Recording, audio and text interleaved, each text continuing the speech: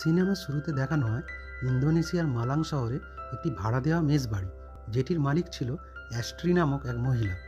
যেখানে ঘরের ভিতর ববি নামের এক কিশোর প্রচণ্ড আতঙ্কিত ছিল এবং সে তার বন্ধু ইয়ামিনকে বলে, ঘরটি আমার ভালো লাগছে না, সারাক্ষণই মনে হয় কেউ যেন তার দিকে তাকিয়ে আছে। তাই সে তার বন্ধুকে অনুরোধ করে যাতে সে তার সাথে আজকের রাতটা থেকে যায়। ববির এরকম অবস্থা দেখে তাই ইয়ামিন তার সাথে সেই রাতটা থেকে যায়। মাঝরাতে কোনো একটি আওয়াজ শুনে ববি হঠাৎ জেগে ওঠে। সে শুনতে পায় কেউ যেন তাদের ঘরের বাইরে জঙ্গলটিতে কী সব আওয়াজ করছে। ববি ইয়ামিনকে জাগানোর চেষ্টা করে, কিন্তু ইয়ামিন উঠছে না দেখে ববি জানলা দিয়ে তাকিয়ে কিছু একটা দৃশ্য দেখে প্রচণ্ড আতঙ্কিত হয়ে যায়। এরপর দেখানো হয় যে ইয়ামিন ঘুম থেকে জেগে উঠে ববিকে দেখতে না পেয়ে জানলা থেকে সে লক্ষ্য করে ববি বাইরের কলা বাগানে এক জায়গায় ক্রমাগত মাটি খুঁড়ে যাচ্ছে। এরপর ইয়ামিন ববির কাছে গিয়ে জিজ্ঞাসা করে যে কী হয়েছে, মাটি খুঁড়ছো কেন? কিন্তু ববি কোনো উত্তর না দিয়ে ইয়ামিনকে মাটি খোঁড়ার জন্য সাহায্য করতে বলে।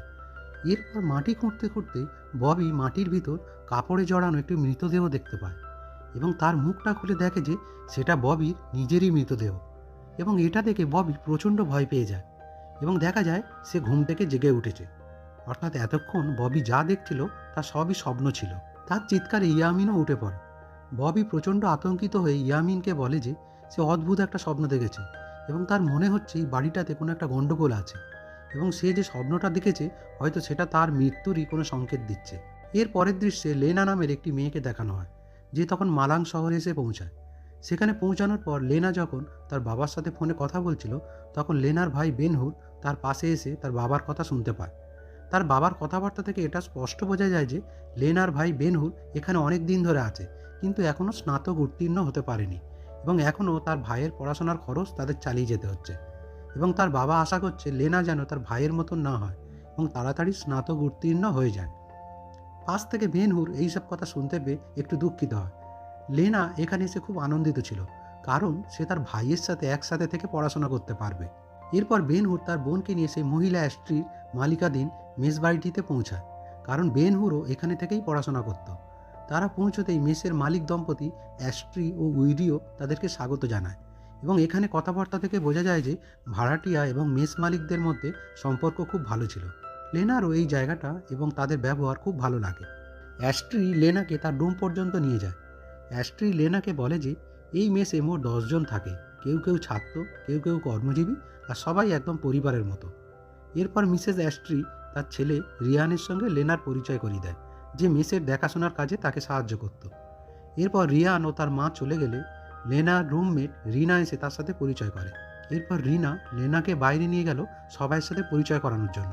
লেনা রিনাকে বলল এই মেস বাড়িটা খুব আরামদায়ক আর মাসে ভাড়া এত কম যে এটা বিশ্বাস করা মুশকিল। রিনা বলল, আসলে আমরা মা বাবার থেকে এত দূরে এসে থাকছি, তাই মেস মালিক দম্পতিও আমাদের সাহায্য করতে চায়। এরপর রিনা একটু সময় চাইল তার বন্ধুদের ডাকার জন্য। ওই সময় লেনা অজান্তে কিছু শুনতে পেল, যেখানে ইয়ামিন আর ববির কথা হচ্ছিল।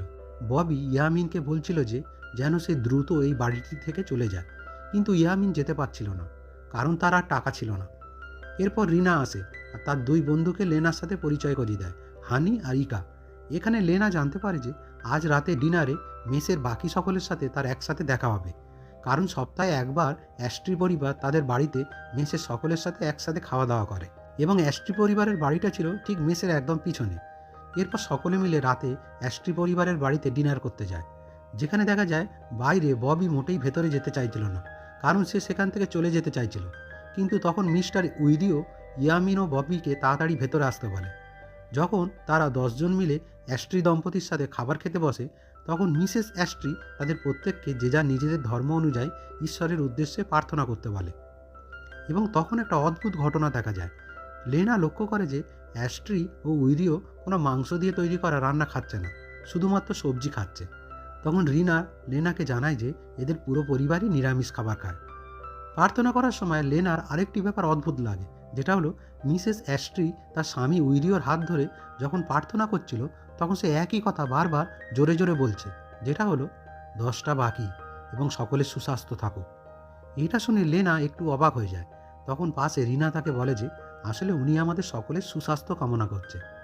খেতে বসে লেনার আর বাকিদের অ্যাস্ট্রি দম্পতির তৈরি করা রান্নার স্বাদ খুব ভালো লাগলো, কিন্তু ববির খুব অস্বস্তি হচ্ছিল। সে হঠাৎ খেতে খেতে বমি করে ফেলে, তারপর তাড়াতাড়ি বাড়ি থেকে দৌড়ে বেরিয়ে যায়। ইয়ামিন বলে যে সম্ভবত অ্যাসিডিটির কারণে এটা হয়েছে, কারণ সে সকাল থেকে কিছু খায়নি। তারপর সেও ববির পিছনে বেরিয়ে পড়ল। তারপর বাকি সকলে আবার খেতে শুরু করে দিল। লেনা সন্দেহ করতে শুরু করলো, আর তখন মিসেস অ্যাস্ট্রি লেনার দিকে খুব অদ্ভুতভাবে তাকিয়েছিল। খাওয়া শেষ হয়ে গেলে লেনা নিজে থেকেই প্লেট ধোয়ার সাহায্য করতে চাইল, কিন্তু অ্যাস্ট্রি সেটা বারণ করে। আর রিনাও বলল মিসেস অ্যাস্ট্রি সব কিছু নিজেই করতে পছন্দ করে। এরপর দরজার কাছে দাঁড়িয়ে লেনার মনে পড়ে যে সে ফোনটা খাবার টেবিলেই ভুলে এসেছে, এবং ফোনটা আনতে গিয়ে লেনা কিছু চামচ পড়ে যাওয়ার আওয়াজ শুনতে পায়। লেনা কৌতূহলবশত গিয়ে দেখল যে মিসেস অ্যাস্ট্রি ওই সকলের খাওয়া ইঁট ও থালাগুলো নিয়ে একটি গুদাম ঘরের ভেতর নিয়ে ঢুকে যায়। এরপর লেনা সেখান থেকে চলে যায়। অন্যদিকে ইয়ামিন খুবই চিন্তিত হয়ে পড়ল যখন বুঝলো ববির প্রচণ্ড জ্বর এসে গেছে। এদিকে লেনা ঘরে বসে বাইরে থেকে পায়ের শব্দ শুনতে পেল। সে বাইরে গিয়ে দেখে ইয়ামিন ববির জন্য জল নিয়ে যাচ্ছে, মাথায় সেঁক দেওয়ার জন্য। লেনাও ববিকে সাহায্য করার জন্য সেখানে যায়। এখানে ববি হঠাৎ জ্বরের মধ্যে তাকে সাহায্যের জন্য অনুরোধ করতে থাকে। তারপর হঠাৎ সে ভয় পেয়ে বিছানায় উঠে পড়ে এবং বলতে থাকে কেউ জানলাতে আওয়াজ করছে, ওদের সংখ্যা অনেক বেশি। সে ইয়ামিন আর লেনাকে বলল যে পেছনের কলাবাগানে অনেক ঝুলন্ত প্রেতাত্মাদের দেখা গেছে। এই বলে ওই রাতে ববি জোর করে বাড়িটি ছেড়ে যাওয়ার জন্য বেরোতে শুরু করে। সে এখনও ইয়ামিনকে ওই বাড়ি থেকে সরে যেতে বলছিল। এই সময় হঠাৎ বাড়ির মালিক অ্যাস্ট্রি ও উইরিও সেখানে পৌঁছায়।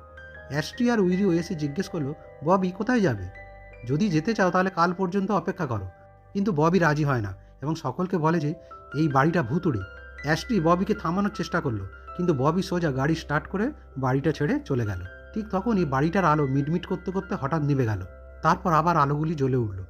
এরপর অ্যাস্ট্রি কিছু একটা অনুমান করে দ্রুত রিয়ানের রুমে গিয়ে দেখল রিয়ান জ্বরে কাঁপছে, আর হাতে ঘায়ের মতন ক্ষত সৃষ্টি হয়েছে এবং তার মুখ দিয়ে গাঁজা বেরোচ্ছে। এবং আমরা দেখতে পাই যে তার ঘরের ভিতর গাছপালাগুলো ধীরে ধীরে মুষড়ে পড়ছে। পরদিন সকালে লেনা মাসিকের ব্যথায় জেগে উঠল। সে ব্যথা কমানোর ওষুধ চাইতে রিনার রুমে গেল। অদ্ভুত ব্যাপার, রিনাও অসুস্থ, তার জ্বর হয়েছে। রিনা নিজেই অবাক, কারণ সে সাধারণত খুব কম অসুস্থ হয়। লেনা ওষুধ চাইল ব্যথা কমানো আর মাথা ব্যথার জন্য। লেনা বলে যে তার আগেও মাসিক হয়েছে, কিন্তু এরকম ব্যথা কোনোদিন হয়নি। রিনা জানালো যে মাথা ব্যথার ওষুধ নিচের তলায় বসার ঘরে টেবিলের ওপর আছে। নিচে গিয়ে লেনার দেখা হলো বেনহুরের সাথে, যে গালে রুমাল চেপেছিল। বেনহুর বলল তার দাঁতে খুব ব্যথা হচ্ছে। ইয়ামিন লেনাকে জানালো যে মাথা ব্যথার সব ওষুধ শেষ হয়ে গেছে, কারণ সকলেরই মাথা যন্ত্রণা করছিল। সে নিজেও এটা নিয়ে অবাক, কারণ আজ সকালে উঠে সবাই অসুস্থ হয়ে পড়েছে। এখন লেনা অ্যাস্ট্রির কাছে ওষুধ নিতে গিয়েছিল। ওখানেই হঠাৎ লেনা দেখলো উইরিও ও অ্যাস্ট্রি রিয়ানকে ওষুধ দিচ্ছে, এবং অ্যাস্ট্রি বারবার সেই একই কথা বলছে, 10টা বাকি, সকলেই সুস্থ থাকুক। পিছনে ফিরে উইরিও লেনাকে দেখে জিজ্ঞেস করে কি চাই। লেনা মাথা ব্যথার ওষুধ চাইল, আর উইরিও তাকে ওষুধ দিল, তবে লেনাকে সাবধান করে দিল এরপর থেকে লুকিয়ে যেন কিছু না দেখে। লেনা রায়ানের ব্যাপারে জিজ্ঞাসা করতে তিনি বললেন রায়ানের শরীর খারাপ, এই বলে তাকে চলে যেতে বলে। এরপর সন্ধ্যাবেলায় লেনা বেনহুরের কাছে ওষুধ নিয়ে গেল, কিন্তু বেনহুর কিছু না বলে ওষুধ নিয়ে ঘরের ভিতর ঢুকে গেল। যাওয়ার সময় লেনা অ্যাস্ট্রির বিড়ালের আওয়াজ শুনল। সে সেই আওয়াজ অনুসরণ করতে করতে বাড়ির পিছনে কলাবাগানের ভিতর তাকে খুঁজতে থাকে।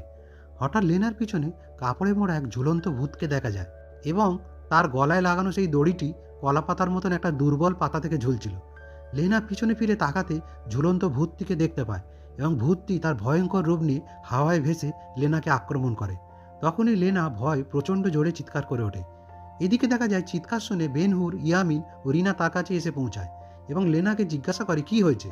লেনা বলে যে সেই কলাবাগান একটি ভূত দেখেছে। বাড়ি ফিরে বেনহুর মনে করলো হয়তো লেনা ভুল দেখেছে, কিন্তু ইয়ামিন বলে যে ববিও একই কথা বলতো। তবুও বেনহুর বিশ্বাস করছিল না, কারণ ববি তো খুব ভীতু মানুষ। বেনহুর বলে যে সে নিজেই বাড়িতে 6 বছর ধরে আছে, কিন্তু কোনো সমস্যা হয়নি। তারপর রিনা লেনাকে তার ঘরে বিশ্রাম করতে নিয়ে যায়। রিনা যখন হাত পা ধোয়ার জন্য বাথরুমে প্রবেশ করে এবং বাথরুমের পর্দাটা টেনে দেয়, তখন হঠাৎই পর্দাটা বারবার আপনা থেকে খুলে যায়, আর শেষে রিনা সেই ঝুলন্ত ভয়ঙ্কর ভূতটিকে দেখতে পায়, যেটি রিনাকে আক্রমণ করে, এবং রিনাও প্রচণ্ড ভয় পেয়ে চিৎকার করে ওঠে। তার চিৎকার শুনে লেনা সঙ্গে সঙ্গে বাথরুমে গিয়ে দেখে যে রিনা প্রচণ্ড ভয় পেয়ে কাঁপছে, এবং রিনা তাকে জানায় যে সেও সেই ভয়ঙ্কর ভূতটিকে দেখেছে। পরদিন কলেজ ক্যাম্পাসে বেনহুর রিনা ও লেনার এই ভূত দেখার ব্যাপারটিকে বিশ্বাস করে না। এরপর লেনা তার বাবাকে ফোন করে বাড়িটি পরিবর্তন করে অন্য বাড়ি যাওয়ার কথা বলে, কিন্তু তার বাবা অতিরিক্ত খরচ হয়ে যাবে এই বলে তাকে বাড়িটি পরিবর্তন করতে বারণ করে, এবং ফোনে তার ভাই বেনহুরকেও তার বাবা বকাবকি করে এবং তাকে বলে যে সে যেন পড়াশোনায় মনোযোগ দেয় এবং অন্য বাড়ি পরিবর্তন করার কথা যেন না ভাবে, কারণ এই বাড়ির ভাড়া অনেক কম ছিল। এরপর রিনা এসে লেনাকে বলে যে আমাদের এই ব্যাপারটি মিসেস অ্যাস্ট্রি ও উইডিওর কাছে জানানো দরকার, হয়তো ওরা কিছু জেনে থাকবেন। ইয়ামিনও বলে যে তার একজন তান্ত্রিক জানাশোনা আছে, সে তাকে ডেকে আনবে। এই বলে তারা রাতে যখন সকলে মিলে একসাথে অ্যাস্ট্রি ও উইডিওর বাড়িতে ডিনারে বসে খাচ্ছিল, একা অ্যাস্ট্রিকে জিজ্ঞেস করলো রিয়ান খেতে আসছে না কেন। উইডিও বলে যে রিয়ান অসুস্থ। অ্যাস্ট্রি সবাইকে সাহায্য করতে বলে যেন ওই বাড়িতে আবার 10জন বাসিন্দা দিয়ে পূর্ণ হয়, কারণ ববি চলে যেয়ে তার 9জন পড়ে আছে। তারপর রিনা অ্যাস্ট্রিকে জানালো তারা এক তান্ত্রিককে এই বাড়িতে নিয়ে আসতে চায়, কিন্তু এতে উইরিও এবং অ্যাস্ট্রি দুজনেই রেগে বারণ করে দেয় এবং অ্যাস্ট্রি বলে যে এখানে ভূত বলে কিছু নেই এবং রেগে তাদেরকে ঘরে চলে যেতে বলে। এখানে লেনা নিজেই এগিয়ে এসে অ্যাস্ট্রিকে বলে যে আমি প্লেট ধোয়াতে সাহায্য করব, কিন্তু অ্যাস্ট্রি আবার রেগে যায় এবং বলে যে আমি আমার বাসন কাউকে স্পর্শ করতে দিই না। রিনা এতে একটু অবাক হয়ে যায়, কারণ আগে কখনো মিসেস অ্যাস্ট্রিকে এরকম রাগতে দেখেনি। এখন লেনা রিনাকে প্রশ্ন করলো মিসেস অ্যাস্ট্রিকে কি প্লেট ধোয়ার জন্য পিছনের গুদামে যেতে হয়? এই সময় তারা অ্যাস্ট্রিকে সেই এঁটো বাসনপত্রগুলোকে পিছনের গুদাম ঘরের দিকে নিয়ে যেতে দেখে। তারা লুকিয়ে লুকিয়ে লক্ষ্য করে যে মিসেস অ্যাস্ট্রি গুদাম ঘরটির ভেতরে ঢুকে বাসনগুলি রেখে দরজা চাবি দিয়ে চলে যায়। চলে যেতেই তারা লুকিয়ে সেই গুদাম ঘরের দরজা খোলার চেষ্টা করে, কিন্তু ঘরটি তালা দিয়ে বন্ধ করা ছিল। এরপর তারা দরজায় কান পাততে ভিতরে তারা দুজনেই হঠাৎ করে অনেক ভয়ঙ্কর আওয়াজ শুনতে পায়, যেটা শুনে তারা ভয় পেয়ে দৌড়ে ঘরে চলে আসে। এরপর তারা ঘরে এসে দুজনেই ভাবতে লাগলো এই ভয়ঙ্কর আওয়াজটা কিসের ছিল। রিনা আবার চেক করার জন্য সেখানে যেতে চায়, কিন্তু লেনা তাকে বারণ করে দেয় এবং তার সাথে রাতে তার ঘরে শুতে বলে। এরপর দেখা যায় রাত 12টার সময় রিনা চুপচাপ গুদাম ঘরে ঢোকার জন্য হাতুড়ি দিয়ে দরজা ভেঙে সেখানে ঢোকে। ভেতরে গিয়ে সে সেই ভয়ঙ্কর ভূতটিকে দেখতে পায়, যেটা তার লম্বা কালো জিভ দিয়ে এঁটো প্লেটগুলির পড়ে থাকা খাবারগুলি খাচ্ছিল। এরপর সেই ভয়ঙ্কর ভূতটি রিনাকে আক্রমণ করে এবং রিনা প্রচণ্ড ভয় পেয়ে সেখানে পড়ে যায় এবং আর নড়তেই পারছিল না। শেষে সেই ভয়ঙ্কর ভূতটি রিনার ওপর এসে তার ভয়ঙ্কর কালো জিভটি রিনার মুখের ভেতর প্রবেশ করিয়ে দেয়। পরের দিন সকালে লেনা রিনার দরজায় কড়া দিয়ে বলল যে আজ সে ক্লাসে যাবে না, কিন্তু কেউ দরজার ভিতর থেকে কিছু বলল না। তাই লেনা জানলা দিয়ে চেক করতে গেল, আর লেনা জানলা দিয়ে ভিতরে তখনই রিনার মৃতদেহ দেখতে পায় এবং সে চিৎকার করে সকলকে ডাকে। সকলে এসে দরজা ভেঙে রিনার মৃতদেহ উদ্ধার করে হসপিটালে নিয়ে যায়। সেখানে ডাক্তার বলে যে হার্ট অ্যাটাকের কারণে রিনার মৃত্যু হয়েছে। পরের দিন লেনা আর ইয়ামিন মিসেস অ্যাস্ট্রি আর উইডিওর বাড়িতে এসে তাদেরকে জিজ্ঞাসা করে যে আগের দিন গুদাম ঘরের ভিতর থেকে যে ভয়ঙ্কর আওয়াজ শোনা যাচ্ছিল সেটা কিসের আওয়াজ। মিসেস অ্যাস্ট্রি বললেন হয়তো ইঁদুর, কিন্তু লেনা বলল শব্দটা ইঁদুরের মতন লাগছিল না। লেনা কেবল জানতে চাইছিল সেখানে আসলে কি আছে। মিসেস অ্যাস্ট্রি কেন সবসময় ওখানে তাদের এঁটো খাবারের বাসনগুলি নিয়ে যান। লেনা বলে যে নিশ্চয়ই ওখানে কিছু আছে, হয়তো রিনা ওখানে গিয়ে কিছু একটা ভয়ঙ্কর দেখেছে, এই জন্যই তার হার্ট অ্যাটাক হয়েছে। কিন্তু মিসেস অ্যাস্ট্রি জোর দিয়ে বলল ওটা তো সাধারণ একটা গুদাম ঘর যেখানে ময়লা থালা ধোয়া হয়। এরপর তাদের ছেলে রিয়ানের ঘোঙানির আওয়াজ শুনে অ্যাস্ট্রি আর উইডিও তখন তাড়াতাড়ি রিয়ানের কাছে গেল। লেনা আর ইয়ামিন তাদের পিছু করে লুকিয়ে দেখে যে রিয়ানের সারা শরীরে ঘা ভর্তি হয়ে গেছে। উইডিও তার স্ত্রীকে বলছিল যে পরিস্থিতি আরও খারাপ হয়ে যাচ্ছে, কে থাকতে চাইবে একটা মৃত মানুষের সাথে একটি ঘরে, এবার আমাদের থামা উচিত। কিন্তু অ্যাস্ট্রি বলে যে আমরা এটা বন্ধ করতে পারি না। তখনই উইডিও কিছু একটা সন্দেহ করে পিছনে ফিরে তাকাতে কাউকে দেখতে পায় না, কারণ ততক্ষণে দ্রুত লেনা ও ইয়ামিন সেখান থেকে চলে গিয়েছিল। লেনা ও ইয়ামিন রিয়ানের রোগ নিয়ে বিভ্রান্ত ছিল, কারণ তারা ভাবছিল কেন অ্যাস্ট্রি ও উইডিও চিকিৎসার জন্য তাদের ছেলেকে হসপিটালে নিয়ে যাচ্ছে না। এরপর ইয়ামিন ববিকে একটা ইমেল পাঠালো, যেখানে সে সেই বাড়ির অদ্ভুত ঘটনাগুলো বলল, অর্থাৎ রিয়ানের অসুখ, বাড়ির মালিকদের অদ্ভুত আচরণ আর সবাই যে অসুস্থ হয়ে গেছে সেই ব্যাপারে। এরপর সন্ধ্যায় উইডিও কিছু একটা চিন্তা করতে করতে নামাজ পড়তে যাওয়ার জন্য উপাসনা গৃহে চলে যায়। আমরা এখানে বুঝতে পারি যে উইডিও অনেক দিন পর এই প্রথম নামাজ পড়তে যাচ্ছে। এরপর লেনা যখন ঘরের বাইরে বসেছিল তখন সে দেখতে পায় উইডিও গাড়ি করে নামাজ পড়ে আসে এবং তার হাতে একটা পবিত্র জলের বোতল ছিল, যেটা নিয়ে সে গুদাম ঘরের দিকে চলে যায়। কৌতূহলবশত লেনা সেদিকে যেতে গিয়ে রান্নাঘর থেকে একটা আওয়াজ পেয়ে সেখানে জানলা দিয়ে গিয়ে দেখে যে মিসেস অ্যাস্ট্রি রান্না করার জন্য তার রান্নাঘরে একটা ইঁদুর নিয়ে ছুরি দিয়ে কাটছে। এটা দেখে লেনা প্রচণ্ড ঘৃণা ও ভয় পেয়ে তার ভাই বেন হুরের কাছে যায় এবং সেখানে গিয়ে তাকে সব কিছু জানায়। কিন্তু বেন হুর কিছু বিশ্বাস করে না, এই জন্যে যে এই মেসের মালিকরা তার বাবা মার থেকেও তাকে বেশি ভালোবাসে, কিন্তু তার নিজের বাবা মা তাকে শুধু উপার্জন করার জন্য চাপ দিতে থাকে। তখন লেনা তার ভাইয়ের কাছে একটি সত্য প্রকাশ করে, যেটা হলো যে তাদের মা 3 মাস ধরে ক্যান্সারে ভুগছে এবং বেন হুরের ওপর চাপ সৃষ্টি না করার জন্য এই সংবাদটা তাকে তার মা দিতে বারণ করেছিল এবং এই জন্যেই তাদের বাবা নিরুপায় হয়ে বেন হুরকে অর্থ উপার্জনের জন্য চাপ দেয়। এটা শুনে বেন হুর তার বাবা মার দুঃখ বুঝতে পারে। অন্যদিকে দেখা যায় উইডিও তখন একটা তান্ত্রিককে ফোন করে ডাকে এরপর উইরিও পবিত্র জল ছড়াবার জন্য গুদামঘরের ভিতর ঢুকে ভয়ানক ভূতটিকে খুঁজতে থাকে, কিন্তু হঠাৎ করে সেই ভূতটি তাকে আক্রমণ করে এবং শেষ পর্যন্ত তাকে মেরে ফেলে। পরদিন বেন হুর আর লেনা অ্যাস্ট্রির বিড়ালের আওয়াজ শুনতে পায়। বেন হুর আওয়াজের উৎস খুঁজতে খুঁজতে কলাবাগানে গেল এবং শেষ পর্যন্ত সেখানে উইরিওর মৃতদেহ ঝুলন্ত অবস্থায় দেখে সে চেঁচিয়ে ওঠে। এটা শুনে সবাই সেখানে দৌড়ে আসে। অ্যাস্ট্রিও এসে তার স্বামীর মৃতদেহ দেখে কান্নায় ভেঙে পড়ে। সেই বিকেলে উইরিওর মৃতদেহ কবর দেওয়া হয়। ঘরে বিছানায় শুয়ে রিয়ান তার বাবার মৃত্যুর খবর শুনে প্রচণ্ড কাঁদতে থাকে। লেনা আর বাকিরা বুঝতে পারে না উইরিও কেন আত্মহত্যা করলো। তখন লেনা তার দেখা ঘটনাগুলি সম্পর্কে সবাইকে বলতে যাবে, তখনই ঘরের সমস্ত লাইট নিভে যায়। বেন হুর আর বাকি ছেলেরা অ্যাস্ট্রির অনুরোধে গোডাউনে গিয়ে এমসিবি চেক করতে গেল। সুইচ চেপে ধরার পর অদ্ভুতভাবে একটু সময়ের মধ্যেই লাইটটা আবার নিভে গেল। আবার এমসিবিটা চেপে ধরলে তখন লাইটটা আবার জ্বলল এবং তারপর আবার নিভে গেল। হঠাৎ ওই চারজনের সামনে অবশেষে সেই ভয়ানক পৈশাচিক ভূতটি হাজির হলো। অ্যাস্ট্রি নিজেও ভয় পেয়েছিল। ভূতটি আক্রমণ করলে যাহোকভাবে সবাই দরজা ঠেলে বাইরে বেরিয়ে আসে। অন্যদিকে মেয়েরা যেখানে ছিল সেখানেও সেই ভূতটি আক্রমণ করে। তারা ভয় পেয়ে পিছনের জানলা দিয়ে পালিয়ে বেরিয়ে আসে এবং মেয়েরা শেষ পর্যন্ত ছেলেগুলির কাছে এসে একসাথে দেখা করে এবং সব কিছু বলে। যেহেতু লেনা, বেন হুর আর ইয়ামিনের কিছু আর্থিক সমস্যা ছিল, তাই পরের দিন সকালে এই তিনজন বাদে বাকি সকলে ওই অভিশপ্ত বাড়িটি ছেড়ে চলে যায়। এই সময় লেনা তার বন্ধুর কাছ থেকে একটা মেসেজ পায়, যেখানে লেখা ছিল যে একটা মেস বাড়ি পাওয়া গেছে, তাই তারা তিনজনে ঠিক করে সেখানে চলে যাবে। কিন্তু তখনই হঠাৎ মিসেস অ্যাস্ট্রি সেখানে আসে এবং সবাইকে অনুরোধ করে এই বিপদের সময় তাকে ছেড়ে না যেতে, কারণ তার স্বামী মারা গেছে এবং তার ছেলেও অসুস্থ। তখন ইয়ামিন অ্যাস্ট্রিকে বলে যে সে একজন তান্ত্রিককে চেনে, তাকে সেখানে কি আনবে? কিন্তু অ্যাস্ট্রি বলে যে না, কোনো প্রয়োজন নেই, তার নিজেরই একজন চেনা তান্ত্রিক আছে, তাকে তিনি এখানে নিয়ে আসবেন। এই বলে অ্যাস্ট্রি গাড়ি নিয়ে সেই বাড়ি থেকে বেরিয়ে চলে যায়। রাতে ববি বেন হুরকে ফোন করে। সে বলল তারা তিনজন যত তাড়াতাড়ি সম্ভব সেখান থেকে বেরিয়ে পড়ুক, কারণ ওই বাড়িটিতে কারোর দ্বারা কালো জাদু করা হচ্ছে। ববি সদ্য তার গ্রাম থেকে ফিরেছে এবং সেখানে সে এক তান্ত্রিককে দেখিয়েছে।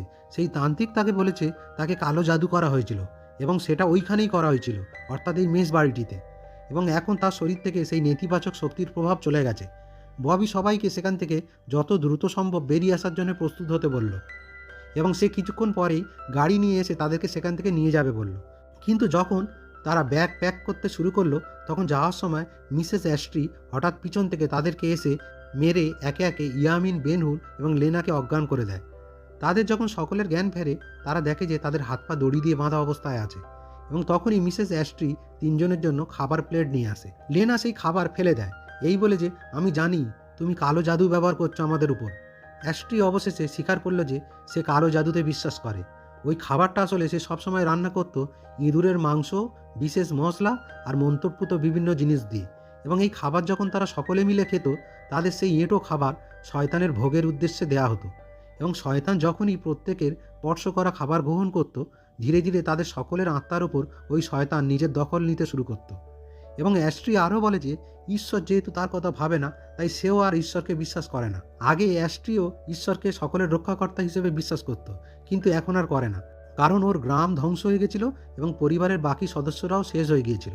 এখন 22 বছর আগে অতীতের একটি দৃশ্য দেখানো হয়, যেখানে অ্যাস্ট্রি আর উইডিও পুরোপুরি হতাশ ছিল। তারা রাস্তায় যেতে যেতে একটা দলের লোককে দেখলো, যাদের সবাই একটা জায়গায় যাচ্ছিল। তারা দুজনে ওদের পিছনে গিয়ে দেখলো ওই সব লোক শয়তানের উপাসনা করছিল। সময় নষ্ট না করে দুজনেই ওই গোষ্ঠীতে ঢুকে পড়ল এবং ওই শয়তানের পূজা করে অ্যাস্ট্রি এবং উইডিওর সন্তান রিয়ানের জন্ম হয়। অ্যাস্ট্রি বলে যে রিয়ানকে সুস্থ রাখার জন্য সবসময় 10টি আত্মাকে ওই শয়তানের ভোগের উদ্দেশ্যে দেয়া হতো, কিন্তু ববি চলে যাওয়ার পর থেকে 10 জন পূর্ণ না হতে রিহানের শরীর অসুস্থ হতে শুরু করে এবং রিনা নিজের দোষের জন্য ওই শয়তানের হাতে মারা যায়। এবং শয়তান তোমাদের সকলের ওপর রেগে আছে এবং তোমাদের সকলের শরীর ধীরে ধীরে দুর্বল হতে শুরু করছিল, কারণ ধীরে ধীরে ওই শয়তান তোমাদের স্পর্শ করা খাবার গ্রহণের মাধ্যমে তোমাদের আত্মাকে শোষণ করতে শুরু করেছিল। এদিকে দেখা যায় এইসব কথা রিয়ান পাশের ঘর থেকে শুনতে পাচ্ছিল এবং তার মায়ের এই শয়তানি রূপটা প্রকাশিত হওয়ার পর সে কান্নায় ভেঙে পড়ে। এদিকে অ্যাস্ট্রি আরও বলে যে যেহেতু 10টি আত্মা এখনও পূরণ করা হয়নি, তাই শয়তানের উদ্দেশ্যে তাকে বলি দিতে হবে। এবং এখানে একটা সত্য প্রকাশিত হয় যে ববি এখন যখন তাদেরকে নিয়ে যাওয়ার জন্য সন্ধ্যাবেলায় ওই বাড়িটিতে ঢুকছিল, তখনই অ্যাস্ট্রি তাকে ছুরি দিয়ে মেরে ফেলে শয়তানের উদ্দেশ্যে বলি দেওয়ার জন্য। এরপর অ্যাস্ট্রি বলে যে ববিকে বলি দেওয়া হয়ে গেছে, এবার তোমাদের পালা। এই বলে সে ইয়ামিনকে অজ্ঞান করে ফেলে এবং তাকে টেনে নিয়ে চলে যায় এবং যাওয়ার সময় দরজা বন্ধ করে দেয়। এখন বেনহুর লেনার কাছে ক্ষমা চায় যে তাকে সে আগে বিশ্বাস করতে পারেনি এবং তার বাবা মা এবং লেনাকে ভুল বোঝার জন্য। তখনই পাশের ঘর থেকে অসুস্থ রিয়ান তাদেরকে চেঁচিয়ে বলে যে ড্রেসিং টেবিলে কাঁচি আছে। এটা শোনা মাত্র কাঁচিটা নিয়ে বেনহুর নিজেকে এবং লেনাকে মুক্ত করে। এরপর পাশের ঘর থেকে রিয়ান চেঁচিয়ে বলে যে দরজার চাবি ড্রেসিং টেবিলের ভিতরেই আছে। তার কথা মতো বেনহুর চাবি খুঁজে পেয়ে দরজা খুলে রিয়ানের সাথে দেখা করে এবং তাকে জিজ্ঞাসা করে ইয়ামিনকে কোথায় নিয়ে যাওয়া হয়েছে। রিয়ান বলে যে সম্ভবত গুদাম ঘরে। এটা শুনে ওরা দুজন তাড়াতাড়ি গুদাম ঘরের দিকে গেল। গুদাম ঘরের ভিতরে বেনহুর লক্ষ্য করলো মেঝেতে একটা গোপন দরজা আছে। দরজাটা দিয়ে তারা মাটির তলায় একটি ঘরে পৌঁছায়, যেখানে দেখা যায় ইয়ামিনকে বলি দেওয়ার জন্য অ্যাস্ট্রি শয়তানের উদ্দেশ্যে প্রার্থনা করছে। এখন ধীরে ধীরে বেনহুর গিয়ে অ্যাস্ট্রিকে মুখে কাপড় চাপা দিয়ে অজ্ঞান করে দেয় এবং তারা ইয়ামিনকে মুক্ত করে সেখান থেকে পালিয়ে যায়। যাওয়ার সময় পথের মাঝে সেই শয়তান ভূতগুলি তাদের আক্রমণ করে আর বাইরে বেরোনোর রাস্তা বন্ধ করে দেয়। তাই তারা অন্য কোনো রাস্তা খুঁজতে থাকে আর শেষে আরেকটি অন্য রাস্তা দিয়ে কলাবাগানের ভেতরে চলে আসে, যেখান থেকে বেরোবার তারা রাস্তা আর দেখতে পায় না। হঠাৎ করে অ্যাস্ট্রি সেখানে ফিরে এসে বেনহুরের উপর আক্রমণ করে তাড়া করতে শুরু করে।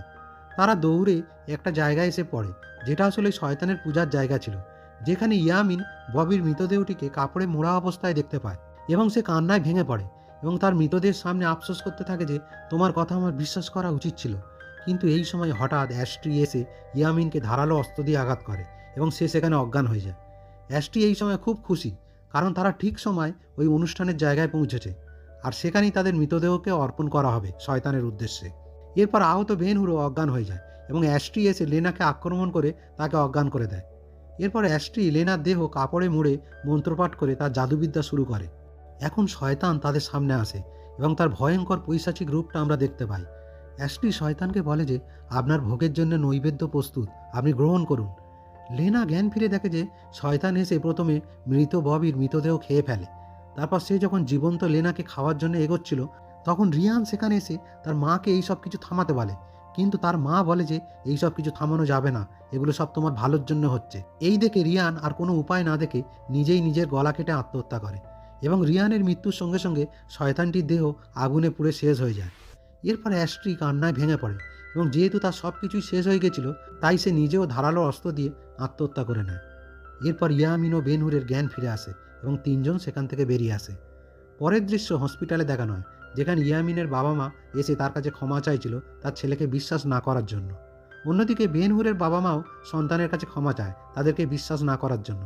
বেনহুরও তার বাবার কাছে ক্ষমা চায় তার পারিবারিক অবস্থাটা না বোঝার জন্য এবং তাদের পরিবারে নিজেদের মধ্যে ভুল বোঝাবুঝি দূর হয়। অন্যদিকে মিসেস অ্যাস্ট্রির সেই বোর্ডিং হাউসটিতে দেখানো হয়, যেটা পুরোপুরি অন্ধকার হয়েছিল। সেখানে আমরা আবার সেই পৈশাচিক কাপড়ে মোড়া ভূতটিকে দেখতে পাই এবং সিনেমাটিও এখানেই শেষ হয়।